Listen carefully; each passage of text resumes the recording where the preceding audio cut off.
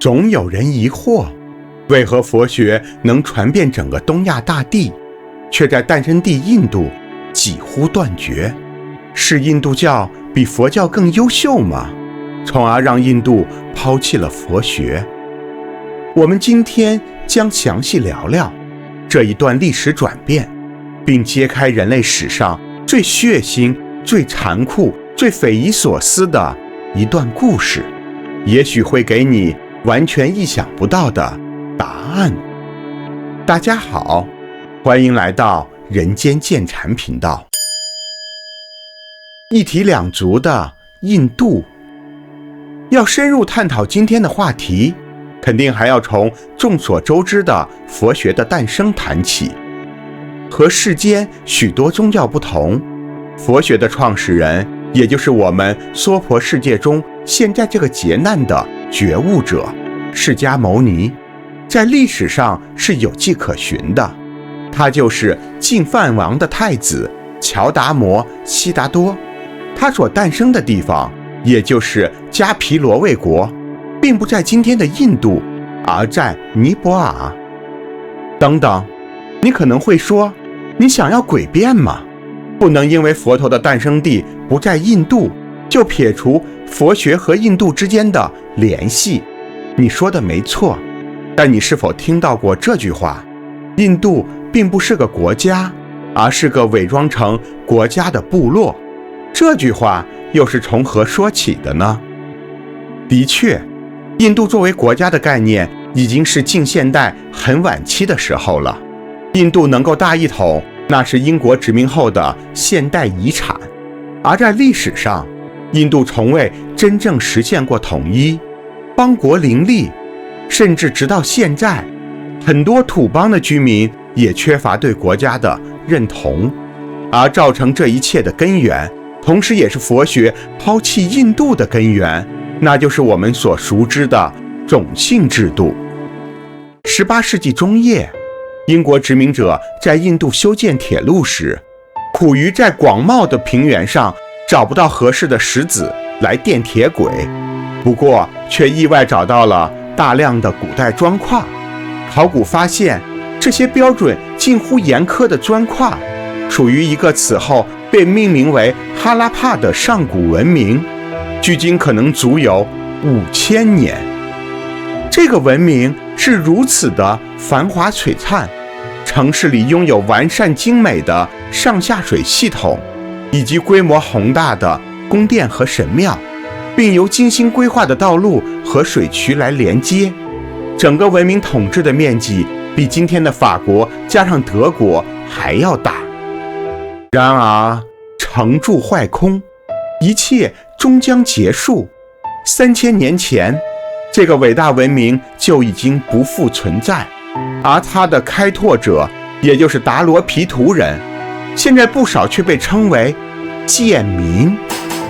是的，作为4大文明古国之一的开拓者，达罗毗荼人可能是世界上最悲情的民族之一，享有了长达2000年的文明荣光。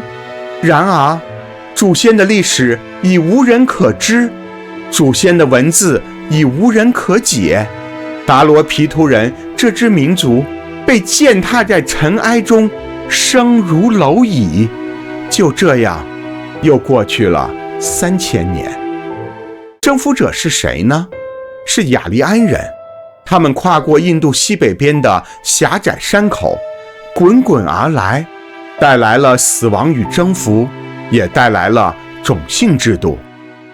在雅利安人的婆罗门教中，大神梵天创世时，用嘴创造了婆罗门，是神官，是祭司；用手创造了刹帝利，是国王，是战士；用腿创造了吠舍，是商人，是劳动者；用脚创造了首陀罗，是仆人，是农奴。而贱民呢？抱歉，那不配由梵天所创造，那只是最低贱下流的人形动物。也许你会问，为何国王反而是第2种姓呢？这其实有复杂的社会学演变。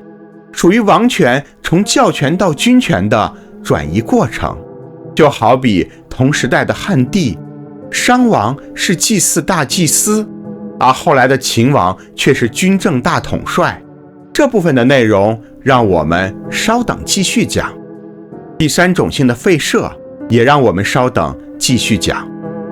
重点在于第四种姓的首陀罗，部分来源于雅利安人中的底层，部分来源于达罗毗荼人等被征服的原住民，以及双方的混血后代。以上这些都已由现代基因学所证明。而在贱民中，除了罪犯、战俘等来源之外，却几乎都由达罗毗荼人这样的原住民组成。雅利安人为何要这么做呢？要知道，纵观人类历史，一个民族对另外一个民族的血腥征服只是短痛，融合才是长痛。长痛有多痛，经常取决于两个民族之间的差异。在日本的历史上，从大陆渡海而来的弥生人征服了原本属于日本土著的绳文人。征服者弥生人身高眼细，被征服者绳文人矮小眼圆，但毕竟差异较小，所以融合较顺利，被日本学者梅原猛称之为神魂迷才，也就是土著的文化，外来的技能。而在大不列颠岛的历史上，征服者金头发的日耳曼人，被征服者红头发的凯尔特人，彼此就较难融合。两个民族之间产生的千年恩怨，甚至催生出了熟知的通俗文化，比如亚瑟王的对抗，比如威廉华莱士的起义等等。直到现在，凯尔特人后裔的自治努力在苏格兰，在北爱尔兰仍在继续。让我们把目光拉回印度，就会发现征服者雅利安人，被征服者达罗毗荼人，外貌上竟然几乎是天壤之别。用一张网络上流传的合影就会发现，起源于中亚草原的雅利安人肤白高鼻深目，起源于南亚丛林的达罗毗荼人黝黑宽鼻厚唇，让两者进行民族融合，宛如天堑。黑暗愚昧刻板僵化的种姓制度就因此而诞生。大梦3000年。当然了，在种姓制度的血腥历史上，必然有反对的声音。那是在公元前6世纪的时候，伟大的佛陀诞生了。让我们接着聊佛学和沙门思潮。坐在菩提树下大彻大悟的佛陀，如何深刻地反对种姓制度呢？首先，佛陀反对婆罗门教的轮回观。是的，你没听错，婆罗门教也称轮回，只是存在有巨大的不公。高种姓者会更有行善积德的优势，比如在摩奴法典中规定，首陀罗行善事所得功德，不及婆罗门行同样善事所得的1/10，所以高种姓者会在下一次轮回中很有可能继续成为高种姓者，反之低种姓者也很有可能会在轮回中继续成为低种姓者，持续不断地继续受苦。这样的轮回观何尝不是一种桎梏？佛陀认为，人之所以在轮回中受苦，根源在于3毒：贪、吃、嗔。而这些心灵问题怎么可能由出身所决定？所以佛陀的10大弟子中，明确记载属于第1等级婆罗门的有神通第1的目犍连，明确记载属于第2等级刹帝利的有佛陀的表弟同属于王族多闻第1的阿难，但还有一位明确记载属于第4等级首陀罗的，也就是理发师出身的持律第一的优婆离。四河入海，无复何名，四姓为生，皆成世子。其次，佛陀明确反对婆罗门至上，因为在婆罗门教中，积累功德的方法是需要正确的执行祭祀，而这些工作只能由婆罗门来执行，所以祭祀越来越繁琐，祭品也越来越血腥。佛陀从根源上反对这一切，提出了苦集灭道的4圣谛，以及8正道的修行方法。也就是说，真正的功德是需要以慧为基，重新出发，用行实践。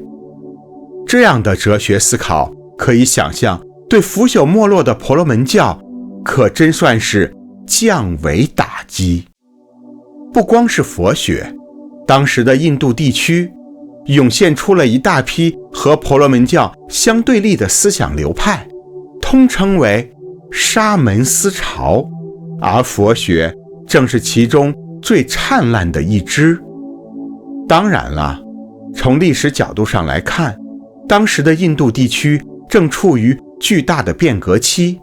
当时恒河流域的16雄国，也就是最强大的16个国家，已经有12个由第2等级的刹帝利实际统治。原因正如上面所讲，是王权从神权往军权的转移。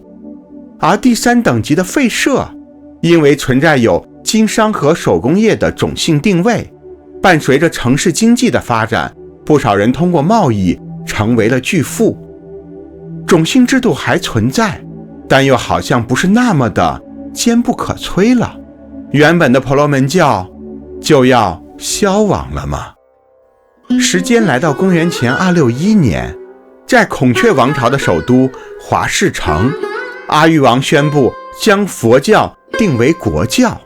从此之后，佛学变成了佛教，一切都好像进入了新的时代。婆罗门教连同种姓制度，好像就要被扫进历史的故纸堆中了。但如果真的就这么得偿所愿，印度也不会成为现在的印度，我们也不会在此探讨这个话题。究竟出了什么问题了呢？让我们接着聊。种姓制度死而不僵。为什么阿育王会皈依佛教？按照佛学典籍的说法，阿育王的一生，前半生是黑阿育王，南征北战，杀戮无数。在继位争夺战中，他杀害了异母兄弟，才最终坐稳了王位。其后一次征战中，阿育王征服杰林嘎国，俘虏了15万人，杀戮了10万人。当亲眼目睹了大屠杀的场面时，幡然悔悟，从此笃信佛教，并积极传播佛法，成为了第1代护法明王，转变成为了白阿育王。但我们要明白，阿育王除了受到了佛学感召之外，他首先是一名合格的政治家，立佛教为国教，对他有诸多好处。第一，在一个统一的帝国下，王权已上升为帝制。刹帝利出身的阿育王，那么是否还有供养婆罗门这一宗教特权阶级的需要呢？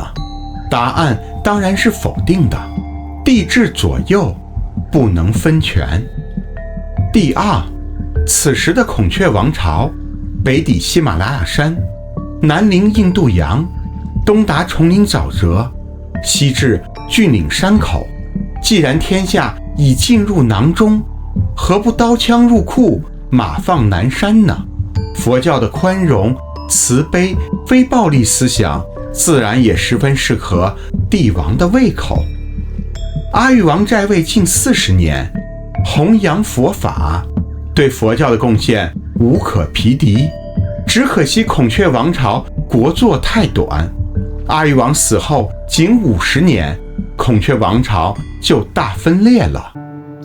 分裂成碎块的印度大地，各地政权纷纷崛起，小领主们又联合起来了婆罗门祭司，让种姓制度死灰复燃。道理很简单，因为相比大一统王朝推崇的能让天下稳定的佛教，远不如能让小领主们享有特权、世代绵长的婆罗门教。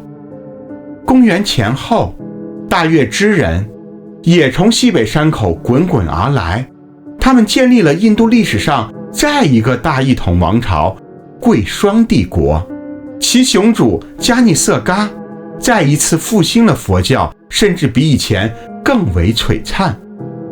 吊诡之处就在于此，土邦林立的时候，领主们出于统治考虑推崇婆罗门教，等到天下一统，帝王们也出于统治考虑就推崇佛教。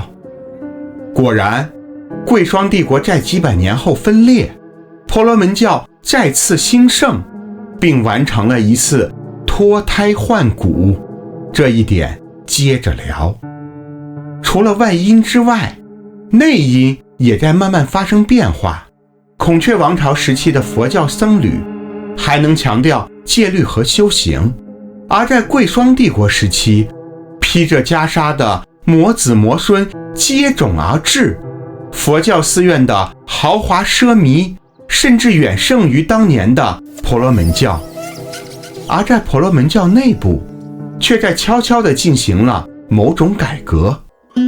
第一种姓婆罗门几乎放弃掉了世间所有的享乐，终身食素，经年苦行，并简化了繁琐血腥的祭祀仪式。第二种姓的刹帝利来源却变复杂了，原因真的很匪夷所思。只要谁能从印度的西北山口滚滚而来，无论是塞种人、匈奴人，还是后来的突厥人等等，就自有婆罗门祭司为他们辩经，宣传这些侵略者们属于某一世系、某一王族、某一英雄，甚至某一神明的后裔，将他们冠以刹帝利种姓。而这些侵略者们也乐于接受刹帝利的种姓分配，因为他们不必遵守繁琐的戒律，比如喝酒吃肉，比如妻妾成群。婆罗门和刹帝利，前者得了面子，后者得了里子，携手共治，其乐融融。甚至连第三种姓的吠舍也从种姓制度中获得了好处，他们划分出来许许多多的次种姓，每支次种姓都慢慢成为一个牢不可破的行业工会。现任印度总理莫迪据传出身于吠舍种姓，家族世代是以卖油为生，并积攒了一定的财富。这里面的潜台词就是在当地其他人不可以插手卖油生意。吠舍的次种姓实行内婚制，然后世代垄断某个行业，外人不可以随意插手。甚至还有这样的可笑故事，比如某人与糕饼师傅有冲突，而他正好在修房子，糕饼匠种姓就会找制瓦匠种姓建立协议，要求所有的制瓦师傅都不能给他卖瓦票。婆罗门、刹帝利、吠舍都在种姓制度中自得其乐，可首陀罗呢？可贱民呢？要什么众生平等？要什么慈悲为怀？佛教还是远远地走开吧。果不其然，等到贵霜帝国覆灭后，又一个大统一帝国极多王朝建立，来自恒河上游的王室家族却集体信奉了由婆罗门教脱胎换骨而成的印度教。从此，佛教再也没有成为过印度的国教，佛教和印度教此消彼长，直到在印度彻底断绝。可佛学本身，东西南北4个传播方向，除了西边遇到了基督教和伊斯兰教，北上汉传，东进藏传，南下南传，都非常的顺利。所以让我们想想看，是佛学抛弃了印度，还是印度抛弃了佛学呢？千年桎梏的裂痕，1956年10月14日，那是一个特别的日子，正值佛陀涅槃2500年之际。安贝德卡，一个贱民出身的知名学者，是印度宪法之父，同时也是印度独立后的第1位司法部长。他带着妻子和整整50万名贱民接受3皈5戒，正式成为佛教徒。这可能是阿育王之后最盛大的一次皈依3宝的仪式。我想，这可能是平等慈悲的佛学精神在1000年后的印度终于迎来的一次回响。做完这一切的安贝德卡，2个月后，他在家中睡着后，平静悄然去世。有人说，安贝德卡的新佛教运动失败了，因为佛教并未在印度完成复兴，贱民依然还是贱民。但我想，种姓制度对于印度来说，犹如复古之居，怎么可能在一朝一夕中消灭？要知道，伊斯兰教已在印度传播1000年，甚至出现过莫卧儿帝国这样的穆斯林统治者，但伊斯兰教信仰依然只占到了总人口的10%几，甚至连天下皆兄弟的穆斯林也在印度分化出了阿什拉夫、阿吉拉夫、阿贾尔3个种姓，真是匪夷所思。我们熟知的印度影星阿米尔汗，据传就是阿什拉夫种姓。甚至连基督教也未能免除种姓制度的影响。英国人占据了印度之后，新教徒才是基督教里的高种姓，而之前所有的历史上葡萄牙人传教而来的天主教徒，以及拜占庭传教而来的东正教徒等等，通通都化为基督教里的贱民。印度这片土地真的和种姓制度已不可分割了吗？而改变这一切，也许真的还需要一定的时间。不过我们知道，世事无常，1000年时光也只不过弹指，未来总会改变。平等与慈悲，我们一定要知道，博大精深的佛学，无论多么深奥的理论，无论任何法门的宗派，入世的基础都是慈悲，而慈悲的基础呢，就是平等。当我们在印度历史中凭吊时，要知道，真正被抛弃的或许不是佛教，而是印度历史上对平等的承载。佛学抛弃了印度，就如同苏格拉底丧命雅典，不是哲人抛弃城邦，而是城邦容不下哲人。作为修行者的我们，如果忘记了这一点，所有的修行必然南辕北辙。谢谢大家，让我们下次再见。